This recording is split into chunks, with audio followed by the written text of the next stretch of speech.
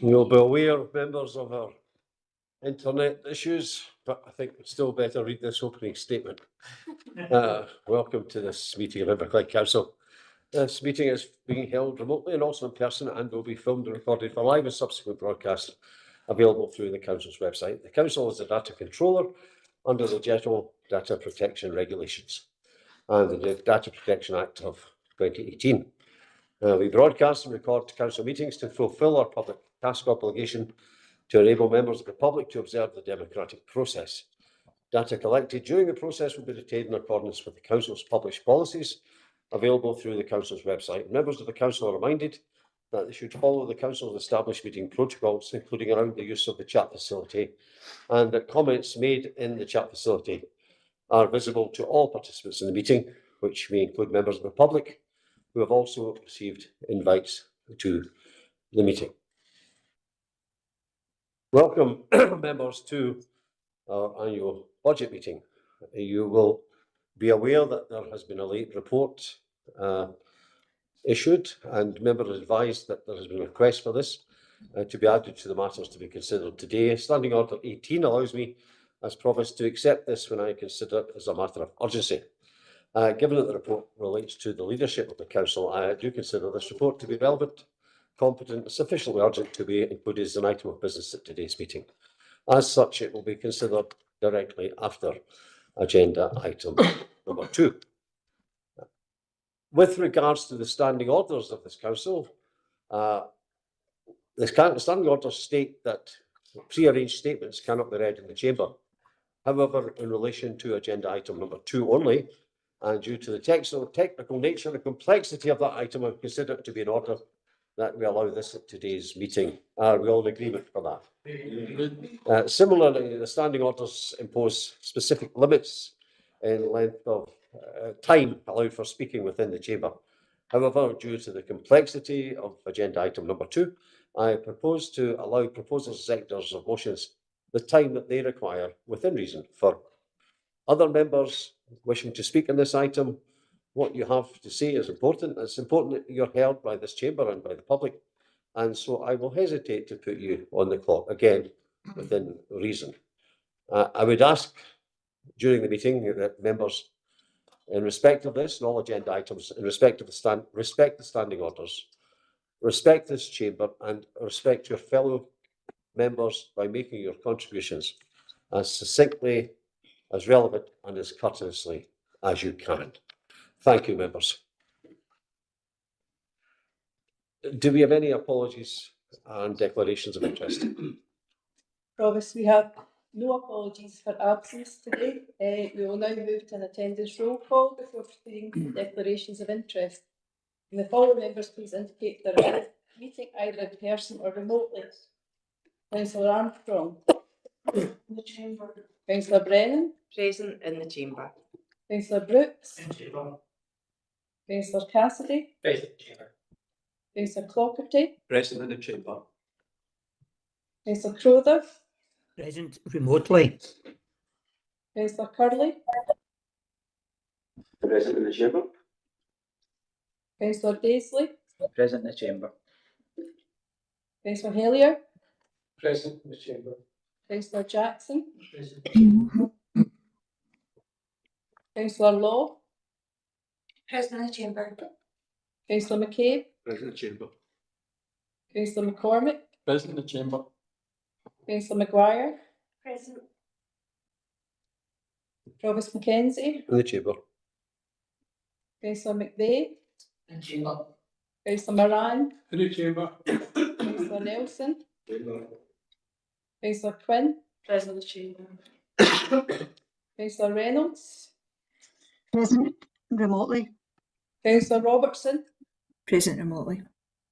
Councillor Wilson. Present in the chamber. Are there any declarations of interest? Thank you. Agenda item number 2, 2025-26 revenue budget, 25-28 capital programme, and the approval of the Band D council tax for 25-26. Mr. Puffin will present this paper. Mr. Puckrin, of course, as you know, retires next month, and this will be his last budget presentation. And I don't know if that's smiles or tears we're getting over there. There'll be other opportunities to say our thanks and our farewells to Alan, but I think, members, I think we should afford Alan a warm vote of thanks for the 39 years that he has spent with this council, and to indicate how we look forward to his presentation immediately. Yeah.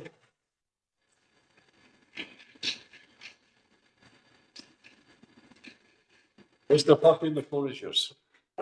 Thank you, Provost, and thank you, elected members. It is probably just serendipitous that we are the last council in Scotland to set our budget on my last budget as well. So thank you for that. No, I'll be very brief. This report presented to the council today represents the culmination of many months' work by elected members, the corporate management team, trade unions, and our finance team.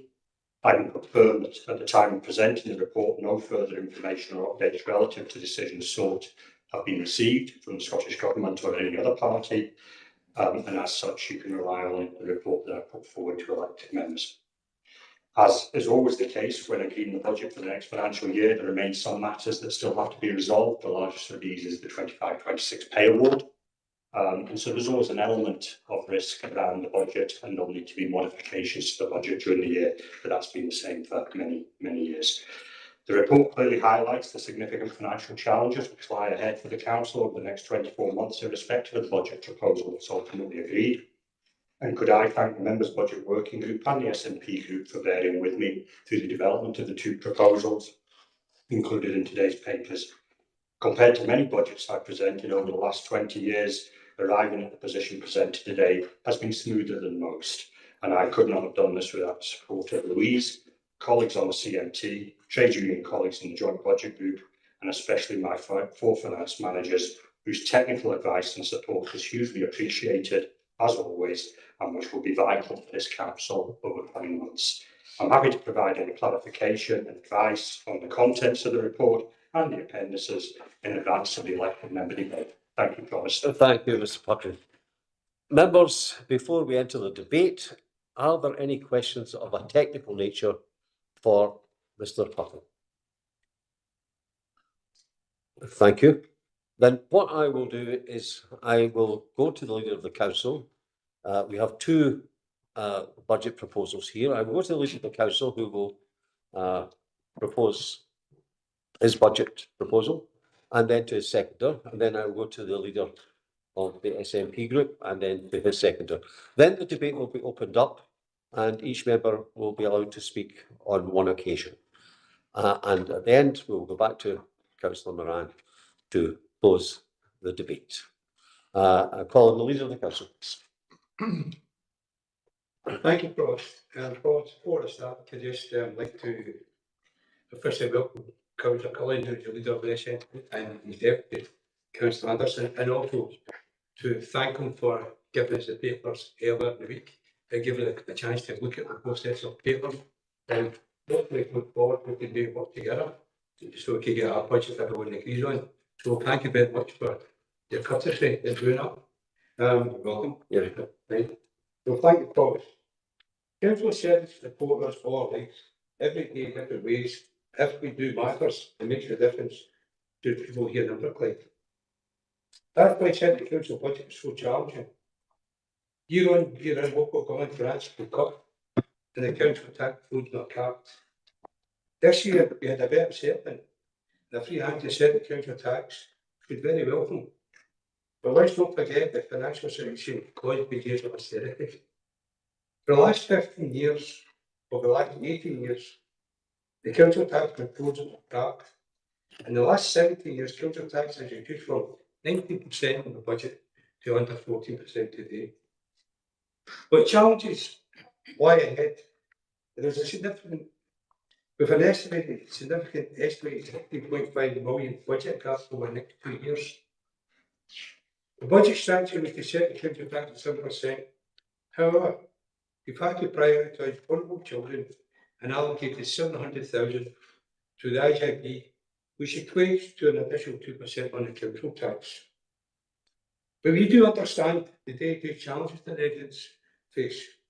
So we're trying to keep the council tax right to a minimum, which has resulted in having used reserves. Together, members of different parties, independents, we work together in the amended budget working group and given a lot of thought to agree the council tax rise to 8.5%. This is a more increase agreed than the majority of Scottish councils. It's more we would like, but the choice is council tax or copyright service. Like Council Over Scotland, we have made a difficult decision to protect services. I'm very grateful to officers for their support and colleagues of the Member Budget Working Group for a robust debate and challenges. And I would once again urge SNP to rejoin so we can face difficult challenges ahead together. Better for our communities when we work together and put political and personalities aside and work to make Inverclyde a better place. But for all the different decisions we have to make, there's still so many things we can celebrate. We have prioritised children with additional support needs. Roads. We have put money into tourism to promote the natural beauty of Inverclyde and the sites to visit within Inverclyde. Set aside money for transformation and set aside money for new financial management systems. All is required to help the council modernise and deliver service to those who need it most. I am proud that we have been able to continue many anti-poverty initiatives like enhanced school meal provision, enhanced clothing grants for those children who need it most. Finally, before I move to approve, I'd like also to thank Officer for their support, in particular Birkin. This was his last budget. I want to thank him to help this budget and for his service to Inverclyde Council for the last 39 years.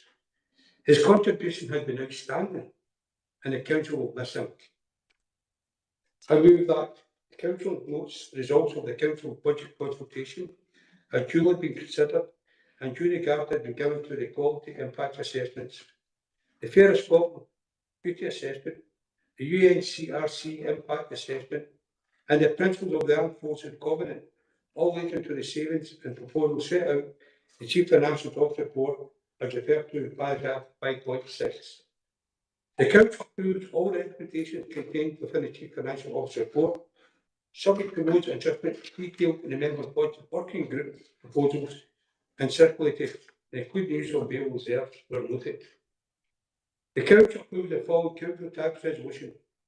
The council tax be increased by 8.5% in 2025-26, meaning that the level of Band B council tax for Inverclyde for 25-26 will be £1,551.30, and I'll ask you to add second.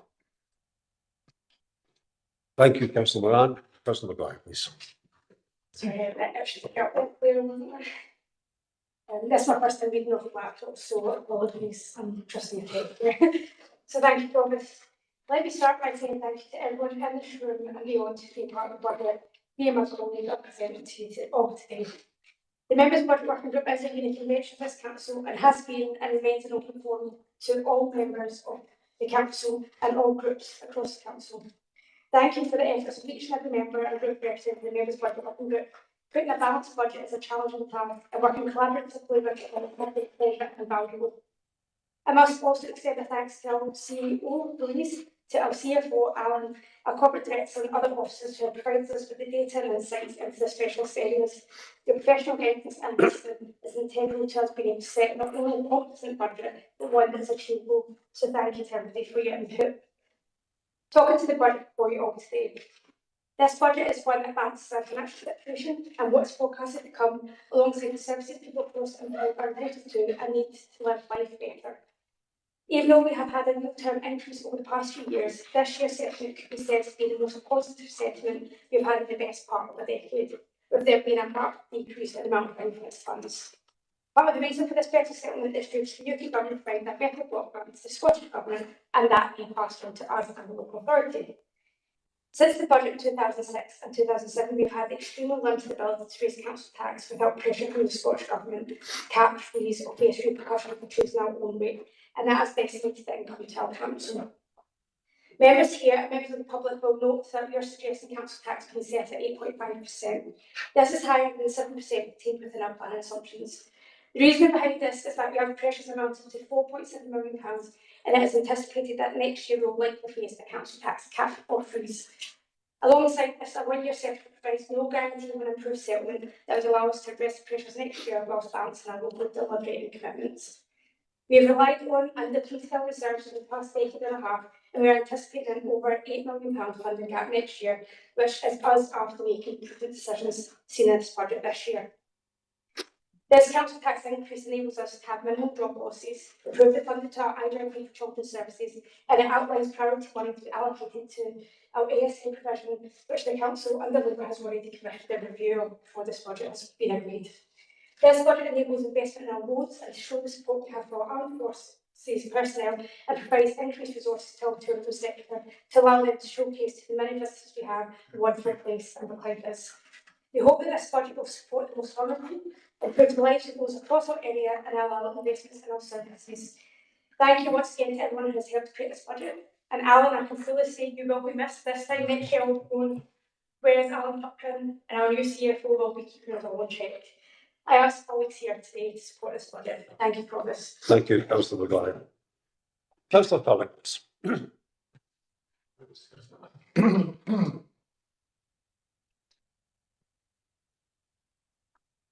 Thank you, Provost. I will be moving the SNP budget as an amendment. But before I do, I wish to say a few words. First of all, I'd like to thank all officers on the help preparing our budget this year, in particular Alan. As members have already noted, he will be retiring in a month's time. I wish him well in retirement. I'm just wondering if he knows what actually February is. Because for the last how many years, February must be a strange experience for Alan, so I wish him well in exploring the delights of Scotland more in the February. As a group, we've always considered that Inverclyde should be ambitious and forward-thinking, and we have tried to encapsulate this within our budget. Looking at the two budgets before us today, I can see similarities. It's obvious to everybody in this room. There's only a 7% difference in the funding gap over 3 years, but I can also see where different choices have been made. Indeed, there is much to commend in the budget prepared by the members' budget group.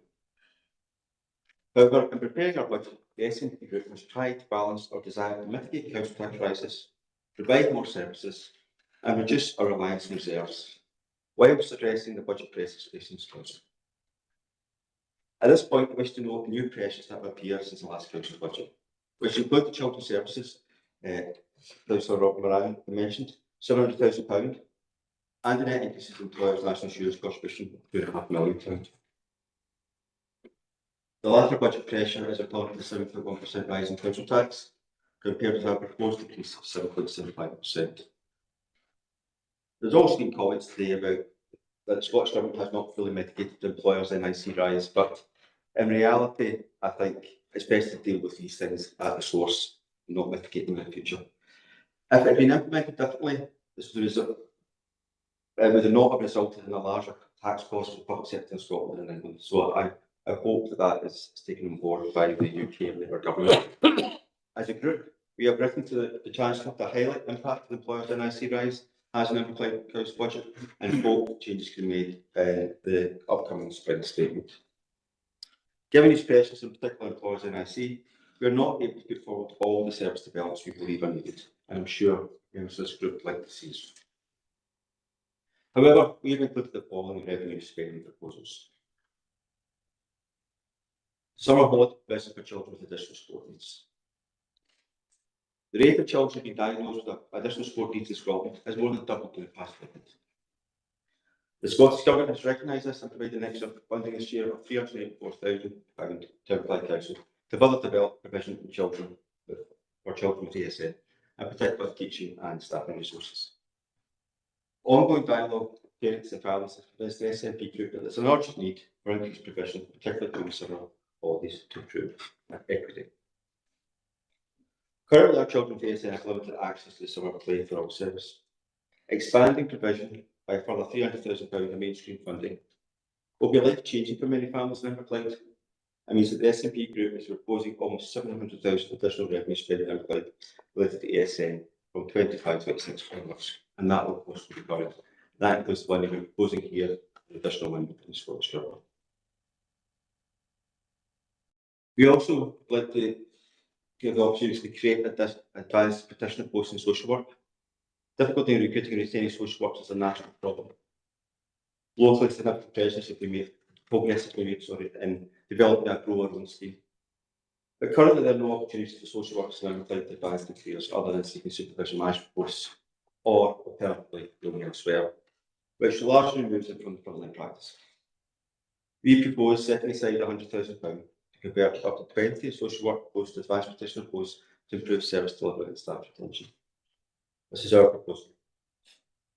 We believe that this will enable social workers with suitable experience in additional qualifications to remain in specialised areas of practice and use their knowledge and skills to support the service and their communities. That's an important part, but obviously we believe it will enable savings in service provision. We also want to increase revenue spending in potholes and other patching. In the 2024-25 budget, revenue funding is reduced for pothole repairs, with this cut due to start this April 25-26. However, the cost of the pothole repairs and structural patching is approximately £500,000 a year, which is in excess of the current revenue budget, with the remaining cost being met by capital funding. We're doing this, we're not spending money elsewhere in other capital projects. We propose to increase the pothole repair budget by £100,000 for 25-26, effectively reversing the previous cut, to enable new methods of working, including increased mechanisation in Inverclyde, reducing the cost of individual repairs and improving the rate of repairs. And in our budget, we've also proposed £4.5 million of one-off capital spend with regeneration, transportation improvements, and organisational transformation. And I note that is also contained within the members' budget working group proposals. We believe the latter is a key component in addressing the budget gap in future years. Going back to the members' budget working group's budget, I welcome the inclusion of the one-off initiatives, which I understand will be spread over 2 years. But as a group, we feel this does not go far enough for an issue that's not going to go away. Providing one-off funding merely moves the issue to be dated next year or the year after, with the risk, as noted, I think by Councillor McGuire, that there could be a cut or other pressures that may result in us having to cut that facility. Indeed, we believe this is the year to get this funding mainstreamed. It is unfortunate to not be able to get agreement on this issue in the members' budget working group, but in discussions we did identify this as a red line issue for us as a group. But I hope, as has been outlined, that we can continue to press for that as the consultation, etc., continues in the next few while. But we will certainly continue for that if our budget does not pass today.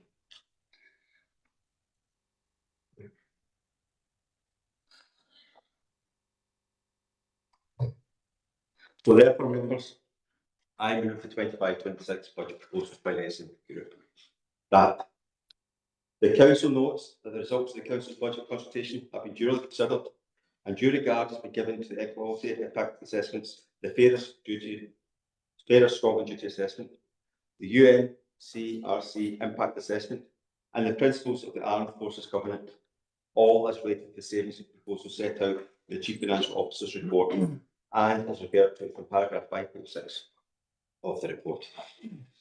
Secondly, that the council approves all the recommendations contained in the Chief Financial Officer's report, subject to those adjustments detailed in the Scottish National Party Group's budget proposals as circulated, including the 3 recurring increased budget proposals and the use of available reserves where noted. And thirdly, the council approves the following council tax resolution: that the level of council tax in 25-26 is increased by 7.75% from that level 23-24, and that the level of the Band B council tax Inverclyde for 25-26 will be £1,540.58. Thank you. Thank you, Councillor Curley. Do you have a second for Councillor Curley's motion? Councillor Reynolds, is it? Councillor Reynolds, please. Thank you, Provost. I'm happy to second the SNP's budget for 2025-26. I also wish to express thanks to everyone involved for all the hard work that has gone into this process. Special thanks from me on behalf of our group to Councillor Crowley for all the hard work he has done to produce what we believe is an ambitious and forward-thinking budget for the needs of residents across Inverclyde. Thank you. Thank you, Councillor Reynolds. Now, members, I will open the floor for anybody else that wishes to contribute to the debate. Councillor Brooks, please. Then Councillor Daisley. Thanks very much, Provost. Let me associate myself with comments of thanks that have been made by both Councillor Moran and Councillor Carlisle to Alan. Not need to reiterate because the time is short, but it's much appreciated the support that officers give to members during the budget season. It would be normal for me to insist on a low council tax rise as possible, but our group has came to the conclusion that if we have the assumption of a 7% rise, which was the assumption that we have had for a number of months now, as said prior, and we understand the pressures that have been put on us and the children's and family work, that 7 plus 2, which is required, it takes us to 9. So the fact that members working group go for an 8.5, I might take that as a win. Councillor Wilson, I might take that as a win. We would love to see the SNP group back in the members budget working group. I was disappointed that we couldn't conclude our members budget working group with all elected members represented in the room, and I will defer to Councillor Leader and the Provost to ask the questions for future going forward to see if we could all be back into the room for future.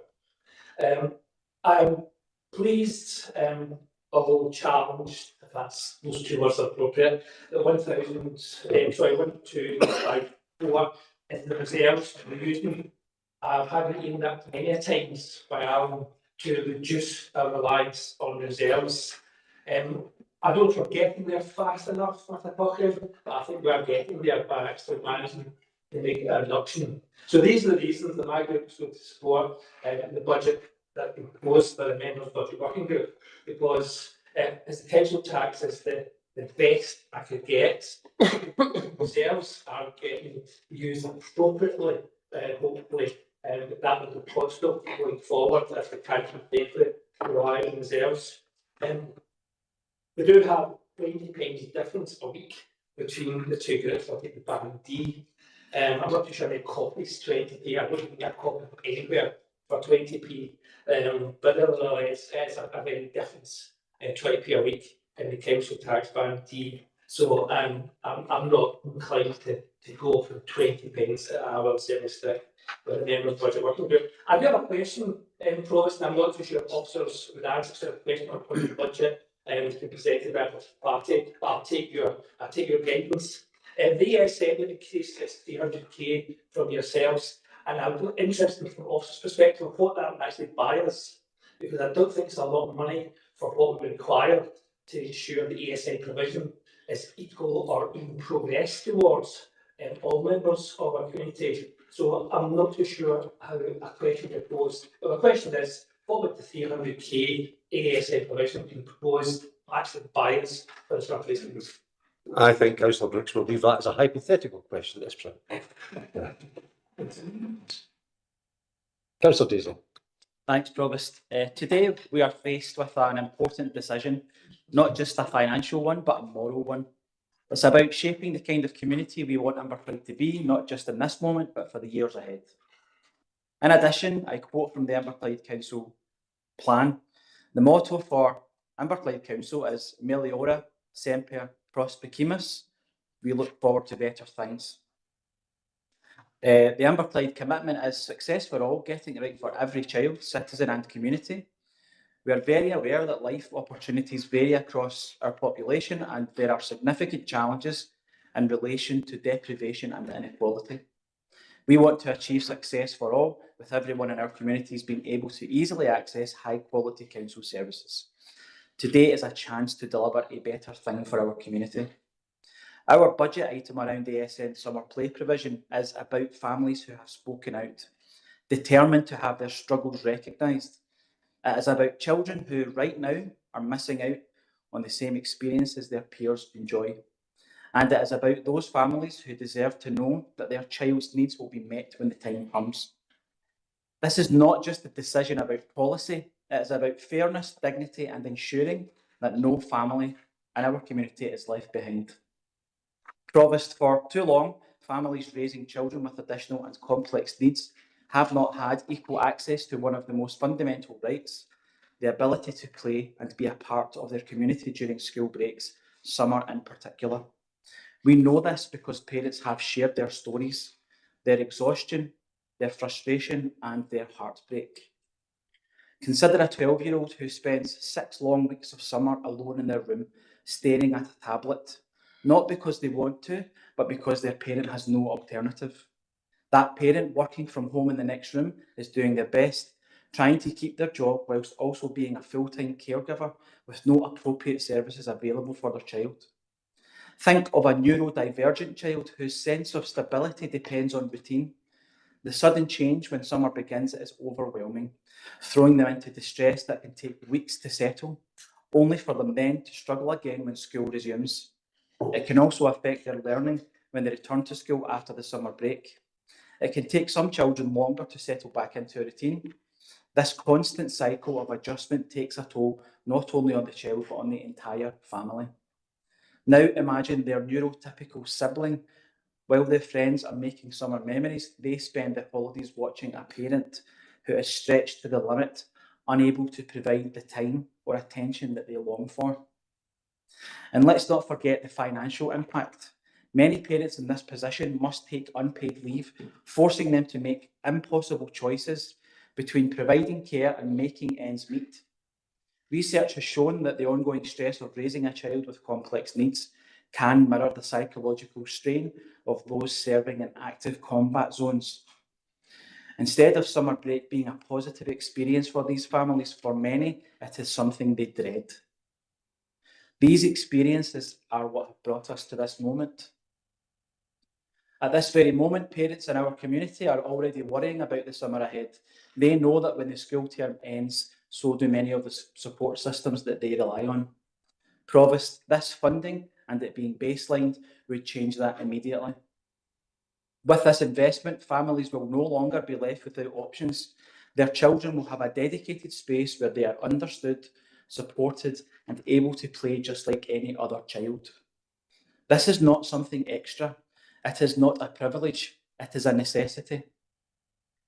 This is bigger than party politics, bigger than personal agendas, bigger than any one person in this room. It is about something far greater than all of us. But we must think beyond the present. This cannot be a temporary fix debated year after year, with families unsure whether they will have the support they need. The challenges these children face do not disappear when summer ends. If we are committed to fairness and dignity, then we must make this funding permanent, embedded in our community and protected for the future. Consider the families whose children are not yet school age. Right now, they may not be aware of the obstacles ahead, but soon they will be. And when that time comes, they should not have to fight the same battles that so many before them have already fought. They should have certainty. They should know that when their child is ready for school, their community will be ready for them, that they will have a place to go, a place where they are valued, a place where they belong. So today, I'm asking you to ask yourself, what kind of legacy do we want to leave? Do we want to be a council that provides an inadequate or short-term solution, or do we want to be the council that stood and said, these children matter, and this support will always be here? Because if we vote for this funding and secure it for the future, we're not just helping families today, we're giving future generations the peace of mind that they will not be forgotten. We are building a more inclusive and more just Inverclyde. Let's not force families to fight this battle again. Let's not leave the future uncertain for them. We can make that change now, and not just for today, but for the years ahead. A vote for this budget is a vote for fairness, a vote for dignity, a vote for every child, present and future, who deserves to grow, to play, to be part of our community. We have the power today to ensure that every child in Inverclyde has a summer they can look forward to for this year, next year, and for every year to come. Thank you. Thank you, Councillor Daisley. Councillor Brennan, please. Thanks very much, Provost. So I've got very brief comments to make. You'll be pleased to know, even though you're not watching the clock today, I'm really just speaking, I think, in my role as Vice Chair of the IGB and co-chair of the Local Promise Board. So this year we've had the best settlement that Scottish Government's had in the history of devolution, and that's really welcome, and it's part of the journey that's brought us here today. And so I just want to say in the speech that Councillor Moran made about the £700,000 that we're moving to the IGB for children's services, it's just to say that that's incredibly welcome.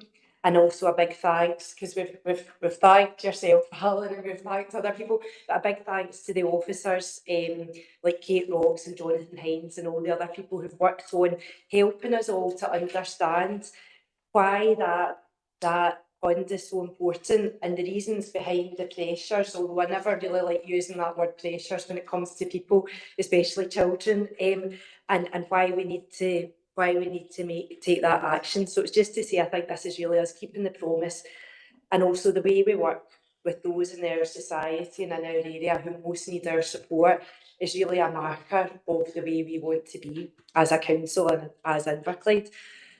I'm just going to make a couple of brief remarks also about the money that's there for additional support needs in general. A lot of us in this room will have close links with family members, friends who've got additional support needs young and old. As lots of members know, I'm a teacher of children with additional support needs, and it's a real privilege to work closely with families, staff and children and hear what it is they're looking for. And obviously they're always looking for many, many things, you know, to be able to access their rights under self-directed support, to get respite that they need, to get timely CAMHS referrals, because obviously ASN covers a huge range of support needs where people might be in, you know, for example, if they're young people in mainstream provision or might be in more specialist provisions.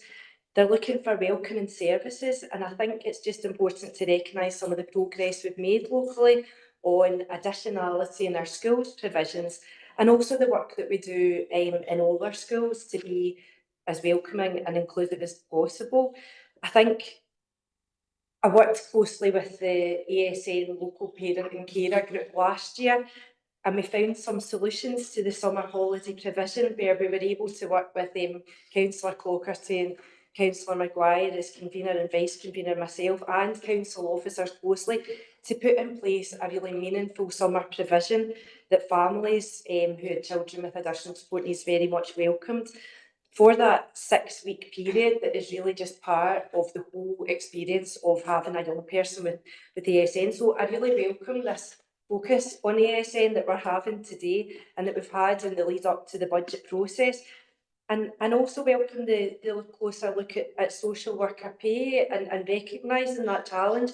I've met with the Scottish Association of Social Workers myself and heard their 9 asks I think they have in their campaign. And it's a really important campaign that I think we should all be looking at and seeing what we could do. But I think obviously there are kind of narrow specific solutions, or there are wider looks at challenges across our whole area that we can choose to take. And obviously I'm mentioning ASN, I'm mentioning keeping the promise. These are just parts of our whole overall budget.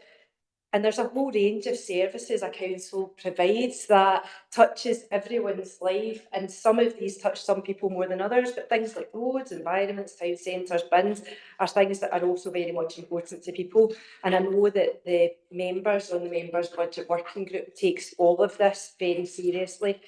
And that's why I'm supporting the proposal today. Thank you. Thank you, Councillor Brennan. Is there any other member? Councillor Armstrong. Thank you, Provost. As Councillor Cullen said, there's much to commend in the Members Budget Working Group, but I want to give my views about why the SNP budget is better. I would say for a start, it's more consultative. We have had many meetings with residents in Inverclyde, and we formulated our budget over many months of work, and great credit needs to go to my colleagues for all the listening. I need to thank officers as well, because we also listen to officers, but we listened more to people in Inverclyde. Councillor Daisley has spoke, I believe, very powerfully and movingly about our ask for summer provision for children with additional support needs. Our red line is that must be baselined. These children and families cannot be expected to live with a situation where the provision they may get this summer could just be arbitrarily removed next summer or the summer afterwards. The need is pressing and it's growing. Now, I think an approach to budgeting that doesn't recognise that or seem to accept that is head in the sand stuff. To propose to fund that from capital is, I hesitate to say, an ostrich approach to it, but I genuinely believe it is. It has to be baselined. I want to answer a couple of points that have been raised. Our Conservative colleagues, as we would expect, spoke a lot about council tax. You'll notice that the SNP budget has a lower council tax, and I also want to reassure our Conservative colleagues that the SNP budget also includes a quicker reduction on the dependency of reserves. It runs the use of reserves down faster. Can I move on than originally planned? Thank you. I think I've said our budget's more consultative. I think it's also more targeted. We want to meet the needs that we know are here now, and I want to be a bit kinder to council taxpayers. We know that all bills are going up, so we've certainly not included everything that we would wish to include, but we've included ASN provision, as I've said, and that's a red line for us. We've included potholes, and that's about a machine and doing many more potholes a lot quicker and a lot better, like proper repairs as opposed to temporary repairs. You can tell I'm no pothole expert. But I can, however, come on to social work, and I think I am some kind of expert there. I'm on record in committee about my concerns about very expensive out-of-authority placement, in particular placements provided by organisations that purport to be charities but are actually owned by private equity companies. I have very strong feelings about this. But what I haven't gone into before is what sits behind, if you like, the decisions to place children in these kind of environments. And the key to preventing their overuse is keeping social workers who have really good experience of working with risk. Now, we're doing, I believe, very well in terms of growing our own. But we're not doing well at keeping experienced social workers. And if we can't keep experienced social workers with as I say, particularly experienced in working with risk, we will be here next year with an even bigger deficit in terms of children's placement. Now, we're proposing £100,000. It will get us up to 20 advanced practitioners. Obviously, it has to be worked through with the trade unions and staff, but it's not rocket science. I've had these posts before in other authorities. They're absolutely great in terms of providing a focus on a specialism and supporting less experienced staff. We have to be honest, we have very serious problems in recruitment and retention, and I genuinely believe that this is an initiative that frankly would get a lot of bang for relatively little But so I really urge all members to consider that and vote for our budget. I think that's really all I want to say. I mean, I also want to thank Alan, for your report and all your hard work. It's a comprehensive report as always. I particularly recommend and appreciate and welcome recommendation 2.4, which finally ends last year's pseudo council tax rise. I mean, I'm aware, obviously, that it actually ended within a few hours because of a screeching U-turn by the administration. But nevertheless, to finally have it ended is very welcome. And I commend the SNP budget to all members. Thank you very much. Councillor Armstrong. Does any other member wish to make a contribution? Then I will go to Councillor Moran to sum up, please. I thank Boss could help but move with Councillor Daisley's plea for the additional support needs, but I think we have made arrangements to make sure that we look at that, and I think it would be very unfair to our officers and our teachers and all the staff within the SN establishment to say that they don't try their best to give every child the same opportunity. So I'm sorry that you feel that way, but I don't actually think that's the case. We think our budget, we're realising reserves, and we're not baselining in at this moment in time, because why would we when we've got a £16.5 million black hole staring us in the face? You know, with SNP's quite good proposals, where are they going to find that money from? Where are they find it going forward? You have to cut something else to find that money. At this moment in time, we're not proposing to do that. So, promise, I think we've had a good debate here. And summing up, I just like to thank everyone who took part in this debate. We've had a good discussion. We've got two motions before us, and you've probably voted. Thank you, Councillor Moran. Members, as Councillor Moran has said, we have two decisions to make. Being the Members' Budget Working Group budget or the Scottish National Party group. Mrs. Brown, please. Thank you, Robert.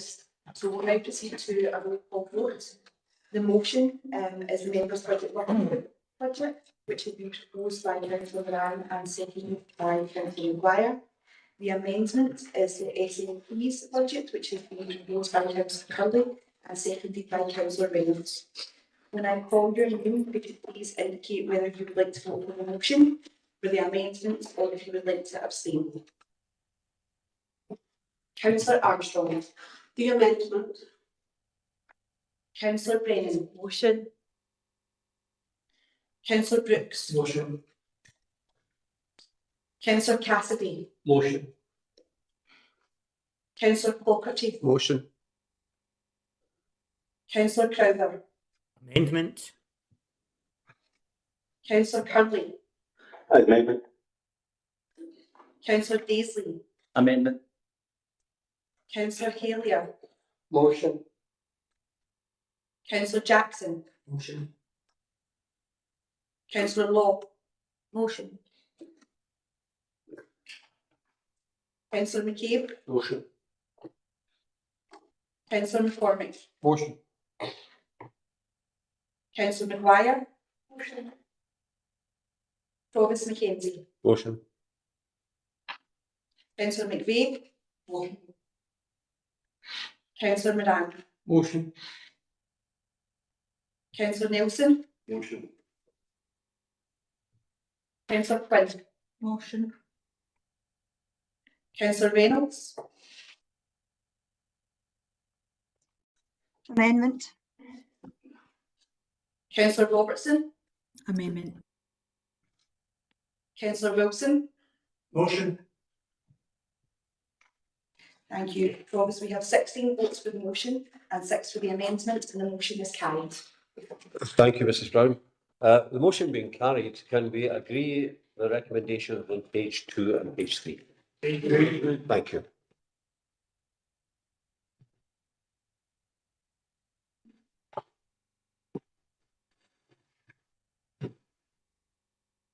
Supplementary agenda 1, appointment of a council leader. Before we go to this agenda item, can I just say on the resignation of Councillor Moran, I think this council should join with me in showing your appreciation to Councillor Moran for the way he has led this council over the last few months with great dignity and great uprightness. And I would ask you to join with me, members, in showing your appreciation to Councillor Moran.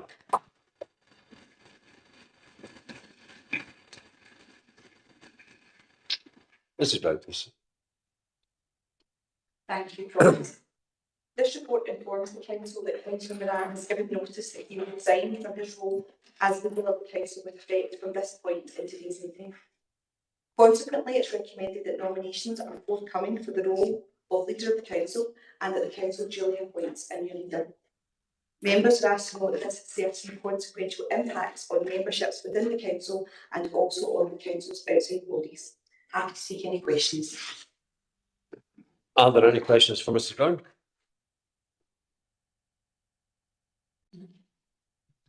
There is not.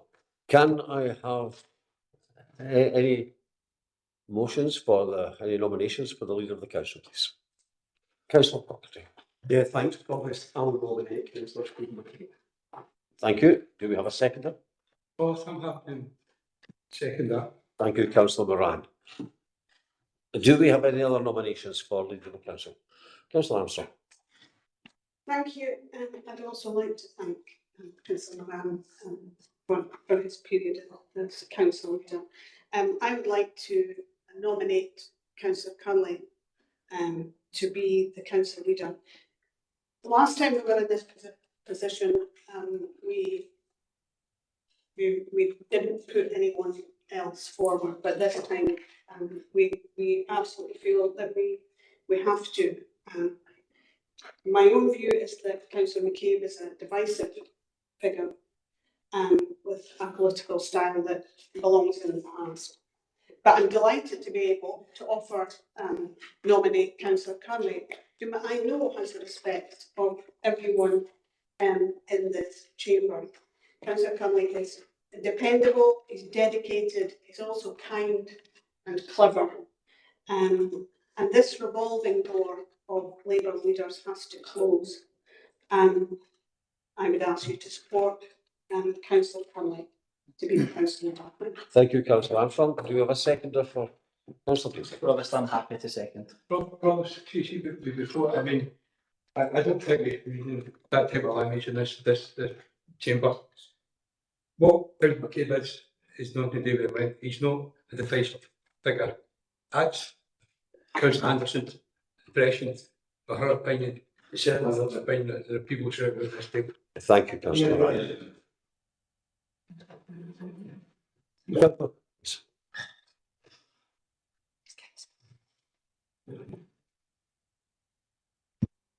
First and foremost, I would like to extend my best wishes to Councillor Moran as he steps down the role as council leader.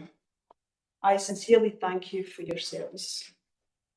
While your tenure may have been brief, you have fostered an atmosphere of collaboration and mutual respect across political divides. This has been a welcome change, particularly when compared to a more hostile environment that we previously experienced.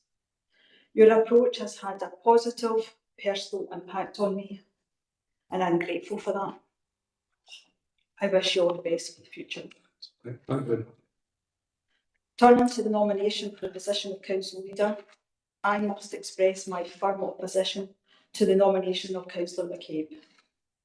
I believe that he is wholly unsuitable for this important leadership role. There are several concerns that, in my view, make his appointment a substantial risk to this council. First, Councillor McCabe is currently facing serious allegations of Councillor Quinn. an unresolved court case. Councillor Quinn. Yeah. Can you please be seated? What you say is inappropriate at this time. Mrs. Brown, Could I finish my statement and tell me? No, your statement is inappropriate. My statement is a statement of fact, and I deserve to be heard. Mrs. Brown, please. we can't make references to ongoing criminal or in the past criminal proceedings. It's not appropriate and not relevant to what we're considering at the moment. I think it's very much relevant. The public have got a right to know that there's a continuity risk with this candidate, and I'm pointing out the continuity risk to this council. It's not anything that would bar Councillor McCabe or any other member from being the leader of this council, so it's Yes. not relevant to this debate. Yeah, so I agree that it's, you know, they're quite right to put them forward, but I am expressing my opinion about a risk to this council, and I have a duty to point out that risk to this council. There's a continuity risk associated with this appointment, in my opinion. It's for the province to decide, but in my view, it's not. Thank you, Mrs Brown. No, I would agree with Mrs Brown, Mrs Quinn, that what you're saying is personal and indeed inappropriate. Councillor McCabe has led this council for 17 years in a very fine manner, with much favour to the majority of the members of the council. Your own personal dislike is of no consequence. Point of order, Provost. Sorry, I don't think there was any mention of personal dislike in Councillor Quinn's No, statement. it seemed to be very. It seemed to be very much. Your assessment of it. It seems to be very much along that lines, and also the assessment of our legal representative here beside me. We've tried to keep the personalities out of this. With all respect, Provost, it is not about personalities, it's about the continuity risk of a particular candidate, and I'm pointing out the continuity risk to this council. With all due respect, Councillor Quinn's opinion that it's subjective and it's not shared with a lot of people in this chamber, and I support what you're saying and I support Mr Brown, and I would ask Councillor Quinn to either cease from what she's saying, or she can't that, just say no more. Thank you, Councillor McVeigh. Yes, Councillor Quinn, it is not appropriate that you bring personalities into this. There is nothing that you're going to say that is inappropriate for Councillor McCabe to be a leader. You are not required to vote for him. You can propose anybody you like or support anybody you like, but it does no favours to bring personalities into this. Okay, so I refute that statement that's about personalities. It's a statement of fact and a continuity risk that I'm trying to point out to this council. So, but I'll continue with the rest of it. I'm happy to leave that part out. So in addition, Councillor McCabe is under investigation by the Ethical Standards Commission. Councillor Quinn, what you're saying is inappropriate. It's a statement of facts. It's inappropriate at this time, It's a Mrs Brown. statement of facts. Okay, so these matters are confidential and it's not appropriate for them to be discussed in this forum. They're still under investigation. They're not relevant to Councillor McCabe's nomination as leader, so I don't see the relevance or the confidence, aside from the fact that they are confidential and we need to be very careful about what's said in this chamber.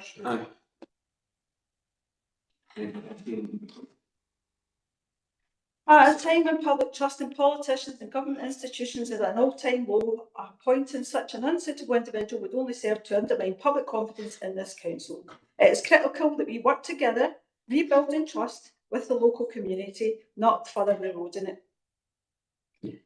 How can Councillor McCabe effectively serve as a leader and role model for young people, women in the broader community, given the gravity of the unresolved allegations? No, Councillor Quinn. Councillor Quinn, please be seated. Please be seated. Okay, so can I put forward my proposal then? Please be seated. Your proposal? Whilst I fully respect the Labour Group's democratic right by virtue of their numbers to form a minority administration and appoint a council leader, I would urge them to reconsider this nomination. The people of Inverclyde deserve leadership that prioritises stability and integrity rather than self-interest. Furthermore, I would like to point out that this paper was only presented yesterday, which does not give us enough time to fully debate.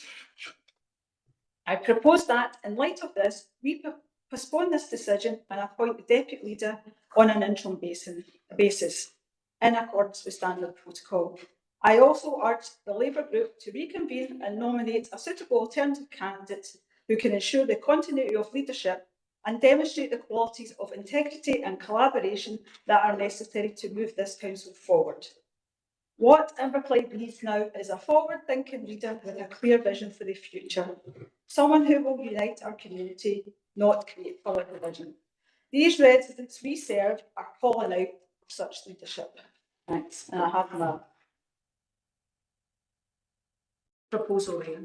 Your proposal is that the Labour group meets again and reconsiders its verdict. That we postpone this decision and appoint the deputy leader on an interim basis in accordance with standard protocol. I would urge the Labour group to reconvene and nominate a suitable alternative candidate who can ensure the continuity of leadership and demonstrate the policies of integrity and collaboration that are necessary to move this council forward.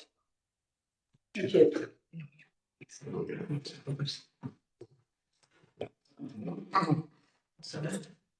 Professor, I mean, let's start with shooting, but did you not say at the start of the meeting that standing order been followed and everything the proper order?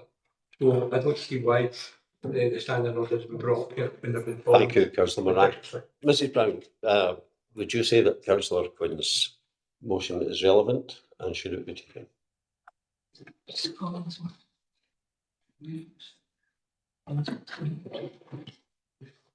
Councillor Jackson first.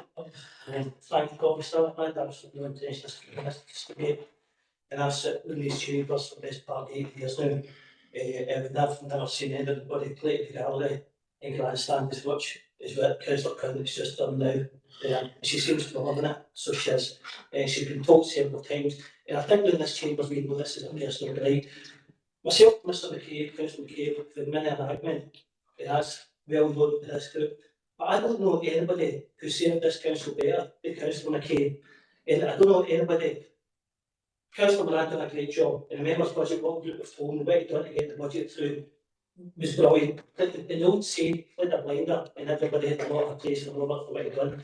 I'm under no doubt that Stephen McCabe is the best man to lead this council forward. This area has got a lot of problems. We've got a lot of issues that we need to deal with. So with all due respect to Councillor Curley, he's not got the experience. We need a firm and steady hand at the minute. And that's what we've got in Councillor McCabe. It's what we've always had, and it's what we are going to have again if Councillor McCabe is supported here. But I must reiterate, I've never seen anybody play the gallery and grandstand for their own personal gain as much as Councillor Quinn is doing just now. Councillor Jackson speaking. And I find it's an insult to this council the way she's behaving. Councillor should totally sit down. This round is told as well. I just think this is fully ordered. Thank you, Councillor Jackson. Here. No, at the start of the meeting we asked for courtesy, and this has not been displayed.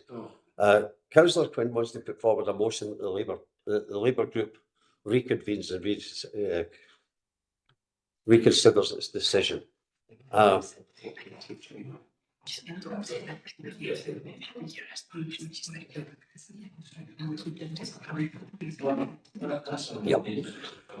fact that what the Labour Party, the Labour group to come together is not a competent motion. But if you want to put forward the motion that a leader is not elected today, then that could be accepted.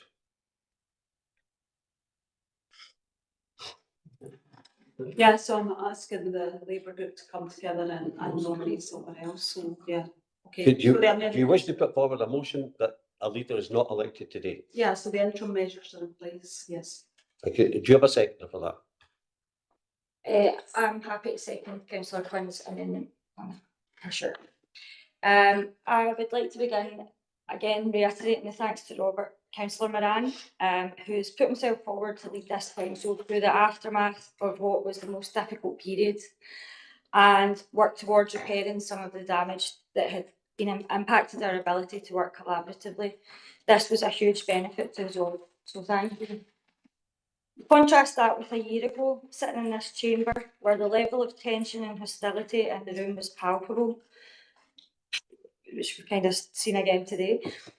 Last year's budget process was extremely difficult, in no small part because of the Scottish Government's handling of it, but more so because we had a leader choosing to engage in sending pages-long letters to government ministers, seemingly engaging in negative displays on social media and displaying anger towards anyone here who had a different opinion regarding the freeze, when in the end it was accepted anyway.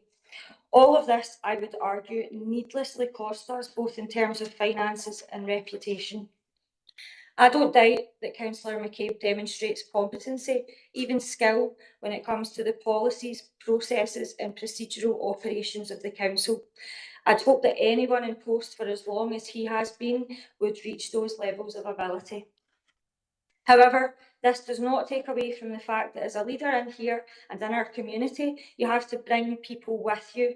You have to inspire the best in people and use their strengths to your collective advantage. As a manager for a long time, I know how important that is for success of any organisation. Can we honestly say that that's what's been achieved in the last tenure? At the last general election, the Labour Party ran on a platform of change. They were right. That's exactly what's needed here in Inverclyde. We've seen over the past few months how constructive it's been to go through a budget process with openness and civility, and the result being that we can spend time focused on talking about issues that matter to people that have put us here to represent them instead of ourselves. It's for this reason that I'm seconding Councillor Quinn's amendment, and I urge the Labour group to think again. Councillor Quinn has put forward a motion. You need Lindsay to tell you and be clear what the amendment is. It's a motion from Councillor Quinn.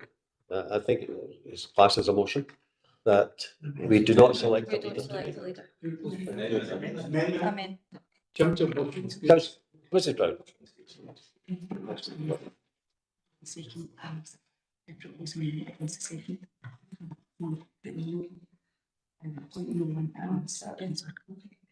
What I would propose to do is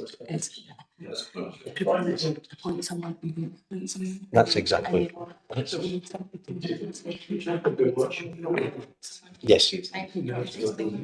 Yes, please do it. So normally what would happen, because we've got a motion and two amendments, is that the two amendments would be taken to a vote, and then whichever amendment was carried would then be voted for against the motion. Because this is slightly different here in that we've got two nominations and a proposal not to nominate, what I'm proposing is that we have a vote first on whether to nominate someone at all. So if the motion from Councillor Quinn, seconded by Councillor Law, is that no one is appointed today, the vote would be against appointing someone today, and that someone would have to move and second that, and then we would go on to who it was that would be appointed if that motion was carried. I think that's wrong. I think, standing orders say that the two amendments must go up against each other. The time I've been in this council has never been any other way, and I don't see why we should change it now.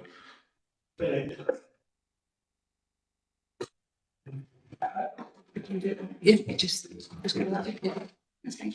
No election, please, Councillor Paul. Yeah. It doesn't seem sensible. I think what Mrs. Brown is suggesting is a sensible way to do it. Either elect a leader today or don't elect a leader today, rather than don't elect a leader today against Councillor Curley. I think it makes sense. I'm favour going with what Mrs. Brown is suggesting.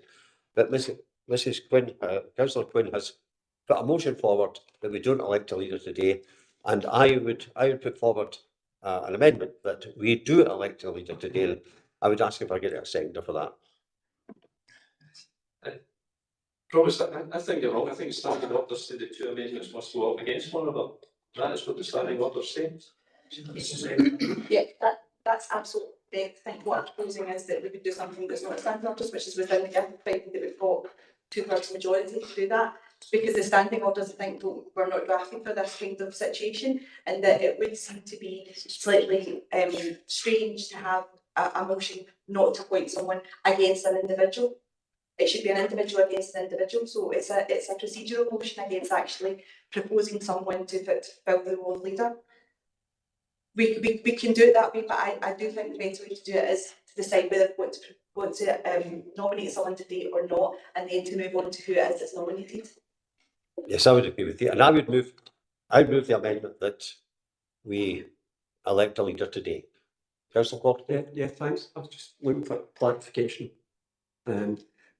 What you were actually saying, obviously, if amendment versus the amendment, then one of them is going to fall. So you've either got a straight vote at the end of that, or you've got a straight vote between not electing or electing. So whatever happens is going to be the same account. So the two amendments go against each other.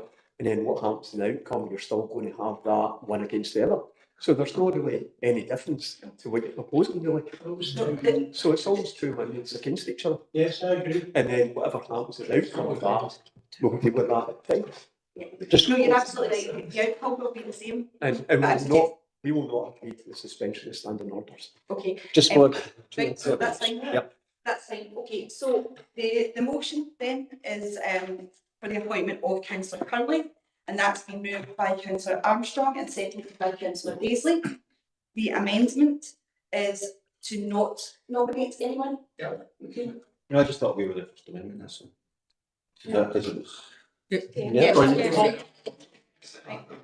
So the amendment, so the motion, start from the beginning, the motion is to nominate Councillor Curley as leader of the council, as moved by Councillor Armstrong and seconded by Councillor Daisley. The amendment is to not appoint a leader today, and for that to be considered at a later date. That's been proposed by Councillor Quinn and seconded by Councillor Law. Is everyone clear on the options? Yes. Does anyone want me to restate them? Yeah, please restate the motion. Okay, yeah. So the motion. And see the motion. Diane's lovely. The motion is for the appointment of Councillor Curley as leader of the council. That's been moved by Councillor Armstrong and seconded by Councillor Daisley. The amendment is to not appoint anyone today as the leader of the council and to consider that at a later date. Moved by Councillor Quinn, seconded by Councillor Law. Thank you. Okay. So we'll move to a roll call vote. When I call your name, can you let me know if you would like to vote for the motion, for the amendment, or if you would like to abstain? Councillor Armstrong. Motion. Councillor Brennan. Abstain. Councillor Brooks. Abstain. Councillor Casby. Abstain. Councillor Clougherty. Abstain. Councillor Curley. Motion. Councillor Daisley. Motion. Councillor Hellier. Abstain. Councillor Jackson. Abstain. Councillor Law. Amendment. Councillor McCabe. Abstain. Councillor McCormick. Abstain. Councillor Maguire. Abstain. Provost Mackenzie. Abstain. Councillor McVeigh. Abstain. Councillor Moran. Abstain. Councillor Nelson. Abstain. Councillor Quinn. Amendment. Councillor Reynolds. Motion. Councillor Robertson. Motion. Councillor Wilson. Abstain. Thank you. So we have 5 votes. Could I come in just now, please? It's just to point out that you went directly from Councillor Clougherty to Councillor Curley. I did not hear you calling out Councillor Crowther's name. Apologies. Apologies. Councillor Crowther. I will vote for the motion. So we have 6 votes for the motion, 2 votes for the amendment, and 14 votes, 14 abstentions, and therefore the motion is carried. Provost, Thank you, Mrs Brown. can I move for a short recess just for a comfort vote for some members? Yes, I'm happy to do that. 5 minutes. Thank you. Thank